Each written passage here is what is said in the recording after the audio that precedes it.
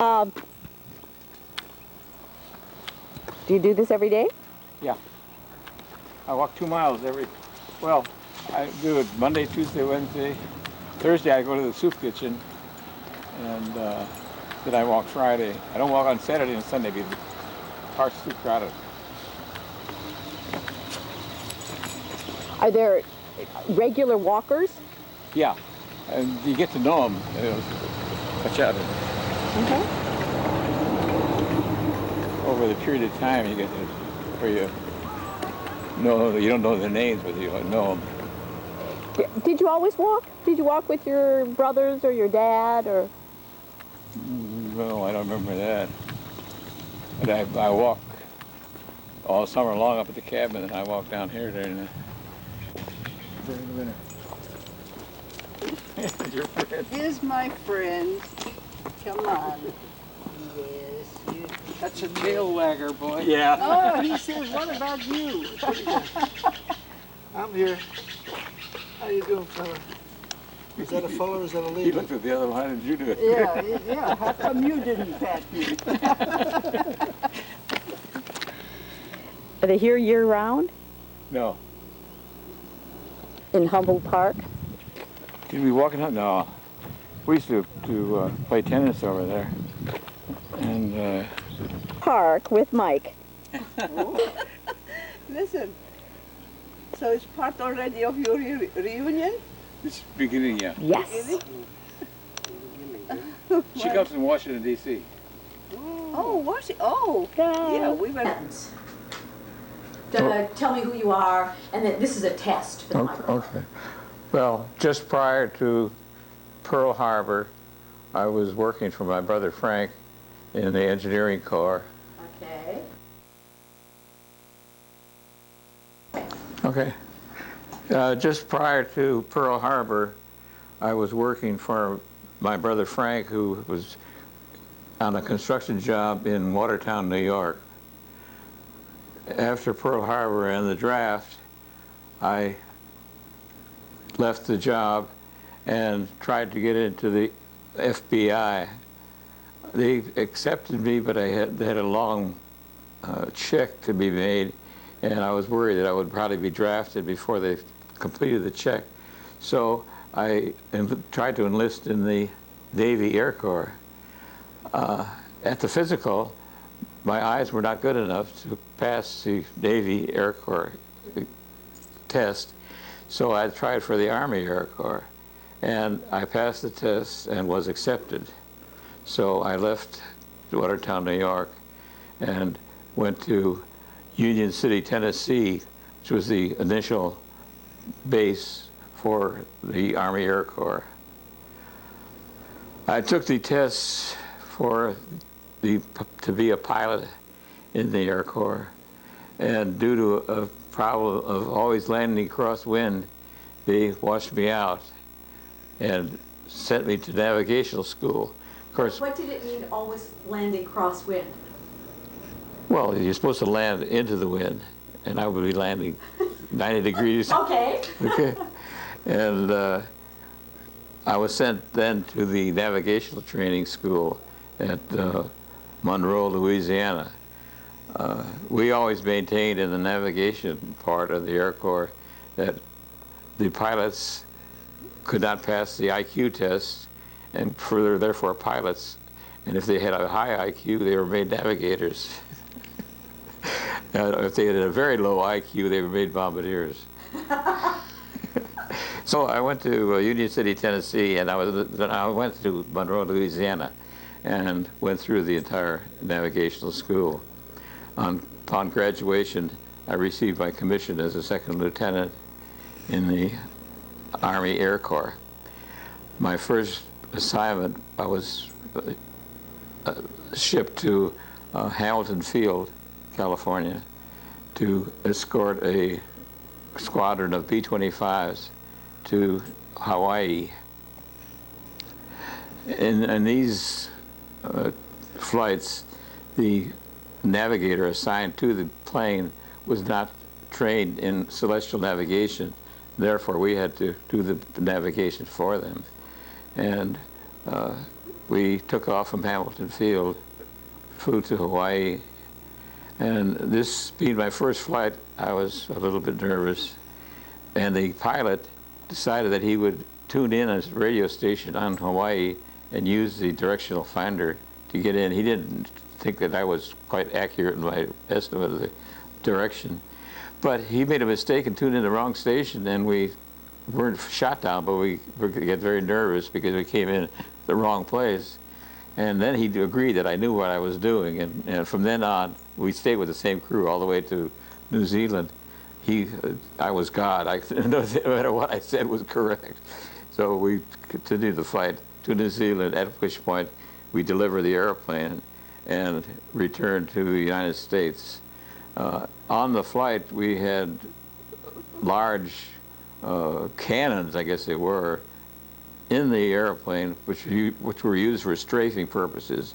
They were very, very heavy and were a sort of a danger that if you lost one engine on a B-25 with that cannon in, you were dead. But when we delivered the airplanes to New Zealand, we found that they'd removed the cannon, that they found out strafing was not very practical. And so they removed the cannon and threw it away after all our danger involved. So then I returned to the States and to be based in Long Beach, California. I started delivering airplanes to England, India, Australia, all points of the globe. And in a flight to England, we picked up the airplane in Georgia, and we... Just a sec. The light. I just would like a little fill light, and I can't find the switch. It's the switch right there. Right there on the wall. The two switches. Switches? Oh. One of them's for the kitchen, one is for out here. Oh, all three? No. No? It's right there. No. Oh! Uh-huh. There. Why couldn't you see that? I was looking here. It's so bright brass, I should have seen it. Okay. Okay. So where was I? We were on a flight, delivering an airplane to England, and we had to pick it up in Georgia. So we went to Atlanta, and we had the night off, so we went to one of the so-called snake pits in Atlanta. And that night, I met the girl whom I later married. She was a resident of Atlanta, Georgia. And every flight that I would have from then on to Georgia, I would stop to see her and finally talk her into getting married, which we did. Then I was still based in Long Beach, California, and I brought her out here, and we lived in Long Beach until I was transferred to Hamilton Field. What was a wartime wedding like? We, well, she arranged for the best. Wait, sorry. When I ask you a question, I forgot to tell you this. You should begin your answer with the question, or, you know, say, getting married in wartime. Oh, okay. Because I'll cut out my questions, Oh. and then they'll just hear your answers. Okay. Okay? All right, now where are we? A wartime wedding. Oh, a wartime wedding. She arranged for the best man and the bridesmaid, I guess, and we were married in Atlanta. She moved with me then to Long Beach, California, where we lived in a hotel until the time that I was transferred to Hamilton Field. At Hamilton Field, I continued to fly back either commercial airline or ATC, and within a week or so we would be flying with another plane to India or Australia or what have you. So they kept us constantly in the air. How many millions of miles I traveled, I really didn't have ever figured out. This guy down? Sure. There you go. I didn't really have too many. I could think of two. The first one was in Manila when we had a pilot and co-pilot who had been in combat and had finished their missions in that, and as a reward were given a berth in the ATC. But they weren't too sharp on big engine airplanes. And we were taking this 4-engine airplane into Manila, and he used up too much runway before he set it down. I think he applied brakes before he said, anyhow, he blew a tire, and off we went into the fields and cracked up. We had a whole bunch of USO troopers on board, and I spent the time trying to shove them through the emergency exit in the plane, and I strained my shoulder, shoving one big USO trooper through the window. But then we got another airplane and came back to Hamilton Field, and while approaching Hamilton Field, he again came so close to the surface that the co-pilot had to jam the throttle forward to save our necks. So the crew, other than the captain, went into the operations and stated that we would not fly with this captain any longer. So he was, I guess he was taken off of duty. And the other incident I had, sort of hair-raising, was one time we had picked up a group of injured in Okinawa, where the hospital was, and we're taking them to Travis Air Force Base, which was the hospital in California. And they were all either cast cases or they were unable to navigate on their own. And we left Hawaii. After about an hour out, we lost one engine. The oil temperature was zoomed up, and he shut one engine down. But we took a vote of the crew, and we had one nurse on board who had her wedding set in the United States. And so we decided, rather than go back to Hawaii and take a chance on her missing her wedding date, we'd proceed with 3 engines, which we did. And then as we got within about 1,000 miles, I forget, of the United States, a second engine had to be shut down because of the oil temperature. So we radioed the Coast Guard. They were coming in with 2 engines, and they sent a 4-engine clipper out to meet us. And luckily, both my navigation was good, and so was the clipper's navigation, because they did meet us out, which is really spectacular to meet out in midair. And they followed us in to Travis Air Force Base. And then a couple of days later, my brother and his wife were out here, and we went to dinner at the Mark Hopkins Hotel. And in the course of the dinner, Tom said, I saw in the newspaper that one of your flights were in trouble. And I said, yeah, I happened to be on that flight. But we luckily made it to the base. And as a matter of fact, as we were coming in for a landing, I guess the 3rd engine showed abnormal temperatures. And so we actually landed with 1 engine out of 4. He did a real good job. Let's see. That's, let me think now. Okay. Start with your name. Okay. My name is Michael White. I am going to tell you about my war experiences, which really weren't very exciting, as I was in the Air Transport Command, which was a command set up to deliver airplanes to the combat areas. And that's just all we did, was fly an unarmed plane to various parts of the world and deliver them there, and then return to the States for another flight. In the South Pacific, we received news that President Roosevelt had died, and none of us had ever heard of Harry Truman. We were all worried about what we were going to have as a president. But I guess he turned out to be a pretty good president. Mrs. Roosevelt was traveling throughout the world, I gather, visiting various bases and so forth. And one time we arrived back at this particular base. I think it was Christmas Island, and this posted sign was that not to use the toilets, as Roosevelt would be there at a certain time, and we had these outside latrines and so forth. So that's how I got a chance to meet her. A very nice person.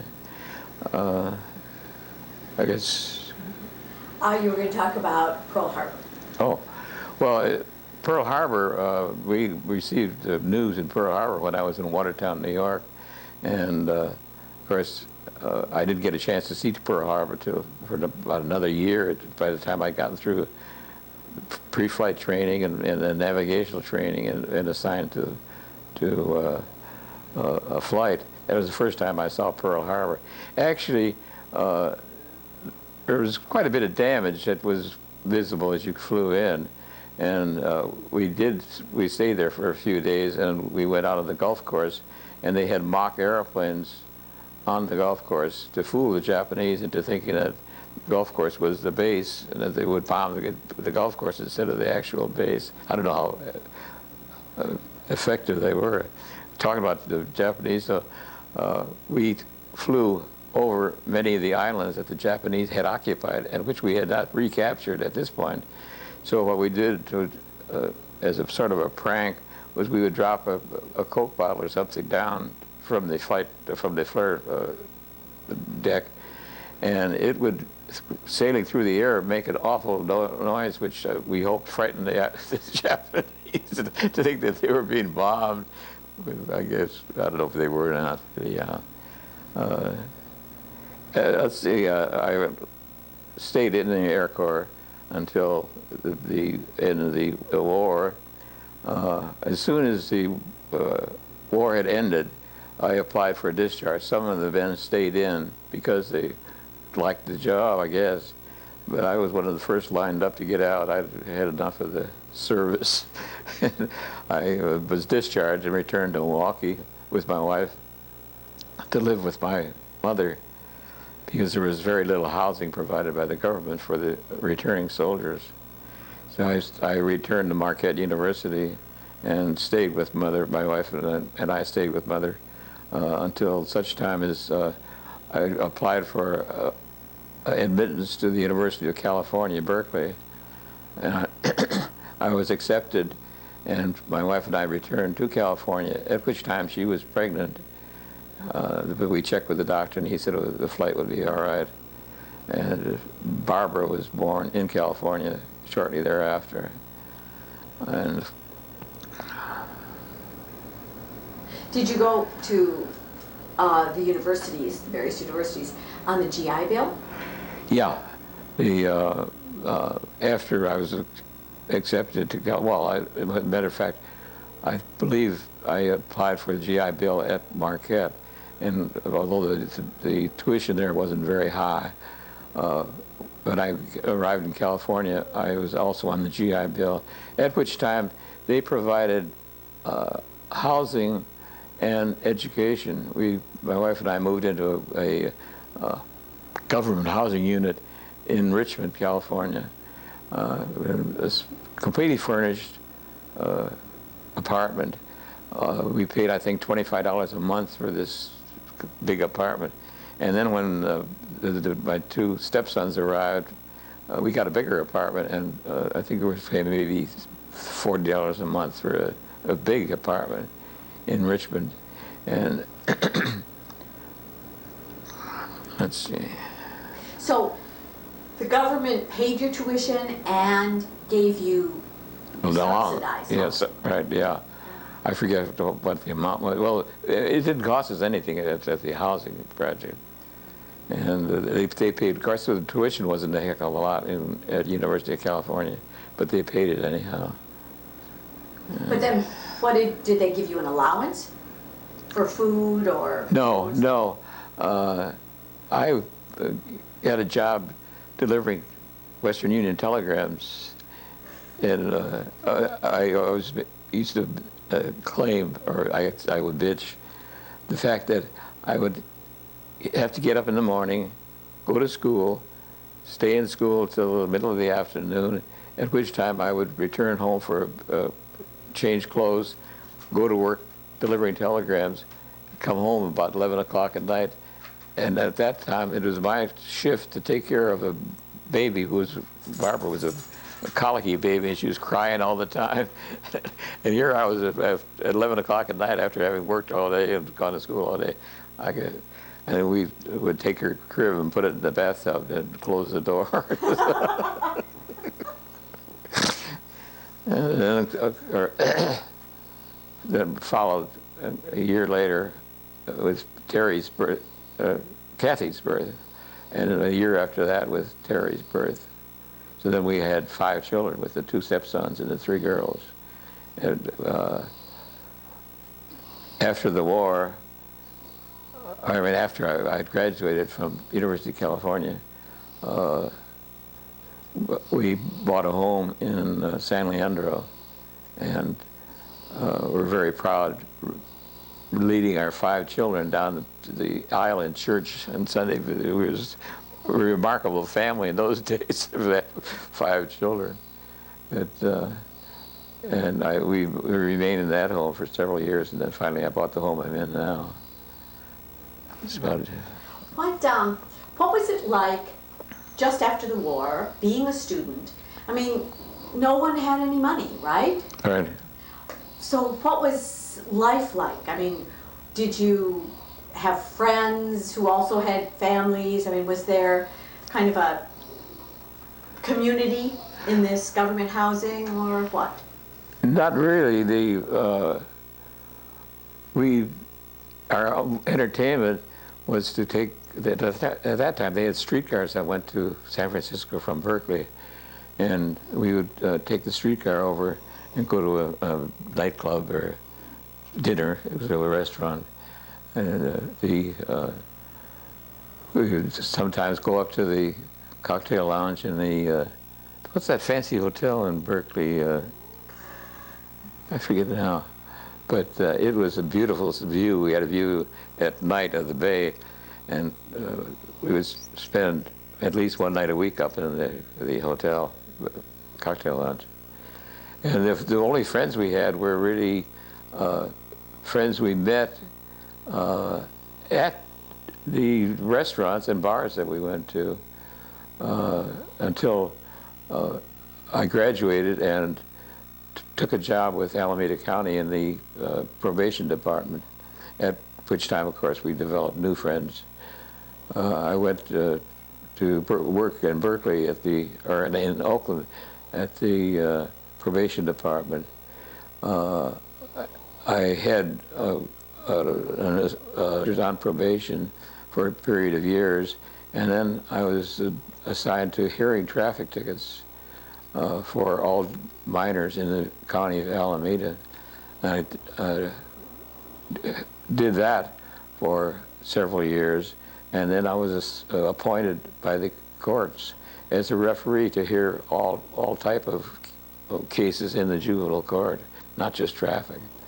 And I did that until I reached the age of 60, which was the minimum age to really receive a good pension.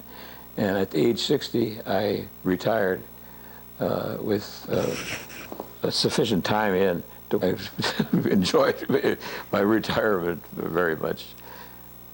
Did you anticipate so many years after you retired? No. Actually, the actuarial tables are set up so that they can figure so many people are going to die the first year and so many people are going to die the second year, and so they have the money set aside. But I think it's after 3 years, you used up the amount that you had put into the retirement system, and so that from then on it was all free, free sailing, and I am still living, and I've been retired for now, what, 26 years. So I really beat the system. Oh, I have a question about going way back. The CCC. Oh. And that experience, and because that really is in many ways related to World War II. Yeah. After my father died, thinking that he was a millionaire, turned out he wasn't really worth an awful lot. my mother's financial situation was such that my brother Tom, my brother Bill, and myself all took turns going into the CCC. At that point, they would, I forget how much they allowed us spending money, but they would send $30 a month home to Mother for each one of us.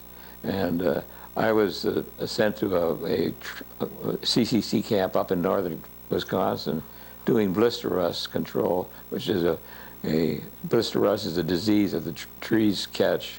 And we would be chopping up all the I forget what it was like poison ivy, to keep the trees from getting blister rust.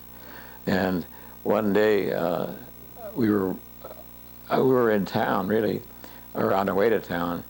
There's 4 or 5 of us running down the road, and some farmer come along, blew his horn, and the rest of the crew, the rest of us that were running, went off to the one side. I went to the other side, and the farmer followed me and ran over me with the car. I wound up in the hospital in Chicago, in the Veterans Hospital, with it was a shattered knee, I believe, or it was in the one leg anyhow.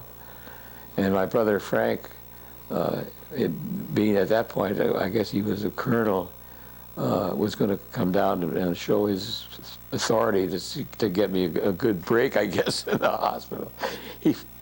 Frank was always very thoughtful, and he came down with his jodhpurs on and this walking stick and just full of himself.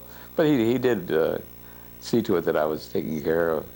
And then after I got out of the hospital, I went out. I was then no longer in the CCC, and I went home to live with Mother and go back into university.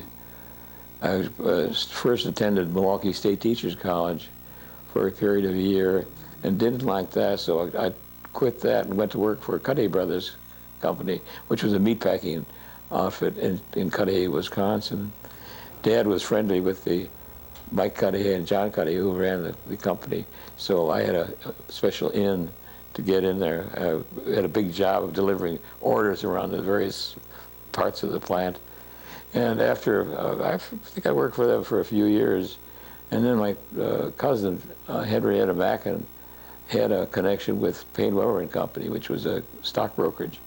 And I went from Cudahy Brothers to Payne Weber as a stock clerk.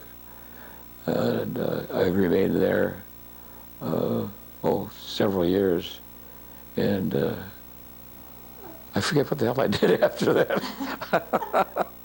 What did I do? Then you went to work for your brother. Do what? Then you went to work for Frank. Oh, that's right. Yeah, then the war came when I was trying to think what the hell. Yeah. I actually went from Milwaukee State Teachers College to Cudahy Brothers, and then I went to University of Wisconsin from Cudahy Brothers, and I was going to the University of Wisconsin when the war broke out. And I just had the opening of this discussion, as I said, I went to work for my brother in Watertown, New York. And that's about it. How did you feel about the government doing things for you, the government owing you something? I thought they did very well to provide me with my tuition and my housing. Considering the number of veterans they had, it was very thoughtful of them, I'm sure. But I don't know what I would have done. I think, as I recall, jobs were very scarce at the time, and we weren't too happy living in Milwaukee. There's a lack of housing. So I was very, very thankful that they provided tuition where I could move into Berkeley and go to school and also live on their amounts. Were your friends, your acquaintances, when you came right from the war to Milwaukee, did they all feel, oh, this is great, we're going to go to college? Or, I mean, was that the sense of the time? Or I think so. I was trying to think, the friends I had in Milwaukee, I don't think any of them actually went to university. One sold jockey underwear, and the other one sold cigars in his father's cigar store. And I'm trying to think. There wasn't anybody that I knew prior to going to university that I went to university with. Was the only one of the group that went. What I've been noticing, which surprises me, I know, when we were growing up, of course you were going to college. I mean, the question was never raised. That was the assumption. And all of you, well, almost all, went, got a college degree. Or actually, did all of you? What about Jerry? I don't. I think Jerry went to. I know Frank got an engineer. Bill got his degree in engineering. Tom got his degree in electrical engineering. I don't know about Jerry. I think he got a degree. I don't know. I shouldn't say, but I think he got a degree in business. He went to work for a Goodyear company, and wound up actually the vice president of Goodyear. He was a store manager for a while, and then moved on up to be in charge of all retail sales for Goodyear.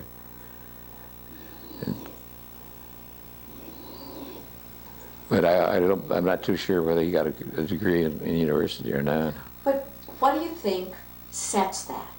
I mean, here you have a large family. Your father had died. Obviously, you weren't getting pushed by him at that point, and there were financial troubles, and yet that you all went to college, which at that time was not. Well, it didn't cost too much to go to college in those days.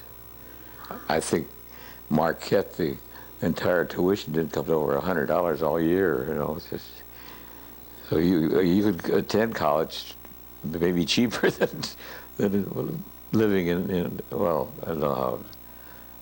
Anyhow, it's easy to go to college,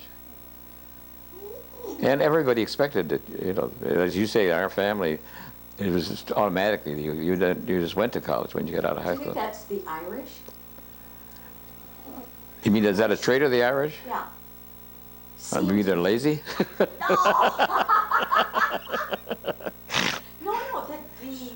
that they really hold academic study. I think it was mainly that Dad had gone to seminary and gone to college, and he just naturally passed it on to us that this is what you do, period. So that's all expected. We were going to college. Well, my father, I mean, he dropped out because of the Depression. So he dropped out about the same time that Mother dropped out. But his older brother graduated from the university. His uncles graduated, a lawyer, a doctor. They were all educated, even the previous generation and the previous generation before that. Their great uncle went to Notre Dame, actually, and ended up superintendent of schools in Milwaukee. So, I mean, his line of people were basically farmers, but when these farmers had sons, they went to school. Their sons to the university, and so that surprised me. But then Mother's family was the same way. Were your cousins? Did your cousins all go to college, or was it your father that set the family on that path? I don't. As far as my cousins on the Schulte side of the family, I don't think too many of them went to college. I think it was mainly because Dad was a college man that we were different. We expected. Although, as far as he was concerned, we were all going to be priests. He had a certain kind of college in mind. Here is naughty kids' stories. They love to hear that their parents or their aunts and uncles That naughty meaning of fairly Oh yeah, violent. I know one. Good, good. In those days, we lived in the red brick house on Pennsylvania, I think it was, and we had an outhouse. We didn't. There was no indoor plumbing in those days, and we had an outhouse. And when the hole would fill up, they would move the outhouse to a new hole and dig a new hole. And this one time, the outhouse had filled up, and they were in the process of moving it, and the outhouse itself had been removed from the old hole. And Mother had, when she would do her laundry, she would hang it outside, and they had these long stakes that would hold the line up. Oh, of course. Uh-huh. And Hold so, the lines up. yeah, and we had chickens. Oh no, the neighbor had chickens, that was it. And the neighbor's chickens would come over into our yard. And so Tom and I got some of these long poles and chased the chickens till where they fell in the old hole with And then what? I don't know when they got out, but we caught hell from the next door neighbor because the chickens were slightly dirty at that point. Now, if you didn't have indoor plumbing, I mean, did you have water in the house? I don't know. I remember we had a pump outside. Well, actually, while we were living there, they brought the pipes in. I remember the construction companies working on it in front of our house. They brought the pipes in. Yeah, we didn't have any city water. We pumped our own water up to the point where they put those in. I think I don't know. I remember what somebody fell into one of the holes there where they're doing the construction. What, so someone had to pump the water outside and carry it in? Mm-hmm. Did you kids do that? I don't know. I may be mistaken there. I'm thinking of Grandpa's place where we had to pump water and carry it in. I'm not too sure, so I shouldn't really say. But I know we had an outhouse, and we didn't have an inside toilet until after the street people came in and put the pipes in the street. And then, of course, we moved to Manitoba Street, too, from there. And Manitoba Had everything. Had everything. Yeah. What, did you have, and did your mother have any help around the house? Oh, yes.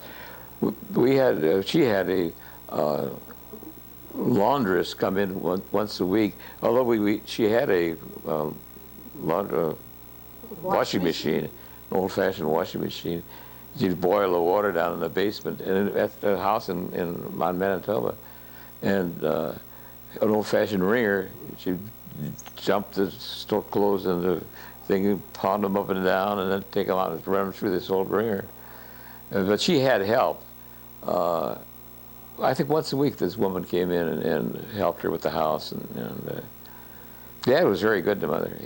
Anything she wanted, she got. She would, I think when the A&P opened, she would go to the A&P before that. She would just call this grocery store, it was on the south side, once a week and order all her groceries, and they'd be delivered to the house. And we had the fresh vegetables. The old Jewish peddler came around once a week with fresh vegetables. So she really didn't lead too hard a life. You didn't have a garden or, did you grow anything? Yeah, I think, yes, she did. Because I remember when I think of those, they were white, like a carrot. And Parsnips. parsnips, yeah. She grew parsnips. And we grew corn. We grew popcorn, as a matter of fact. Yeah, they had a garden.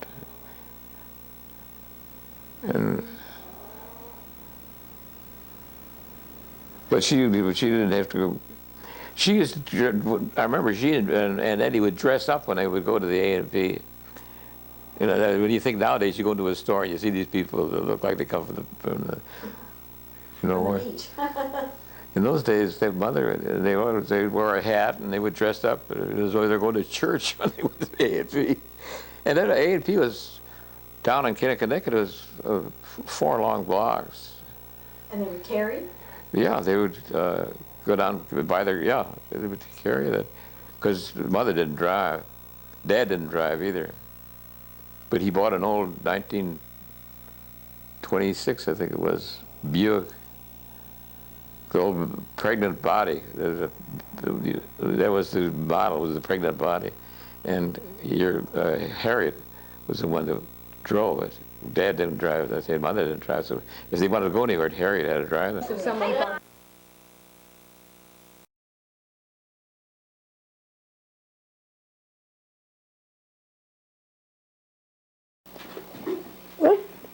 They wondered whether the Pope could speak English or not. Uncle Mike, I'm sure, doesn't speak Italian. And, oh, yeah, okay. Okay, tell the Uncle story. Mike Oh, wait. Let's built start. a church somewhere for the Pope, and as a result, the Pope gave him a private audience. And Uncle Mike went to him. Evidently, they started talking about business, and the Pope told Uncle Mike that the stock market was going to crash, and he should get the hell out of it, which he did. But he came back and told my dad about the stock market was going to crash, and Dad didn't believe him. So Dad wound up with practically a pauper, and Uncle Mike wound up with millions because he listened to the Pope. So if you want to be a good Catholic, you listen to the Pope, you get to be a rich Catholic too. No. What about the question about what language did they speak in? You were the one that brought that up. Well, I know. You said that, I'm sure Uncle Mike doesn't speak Italian, but the Pope speaks every language on the, when he gives his blessing on Easter, he gives his blessing in every language that is known. I guess he's a real linguist.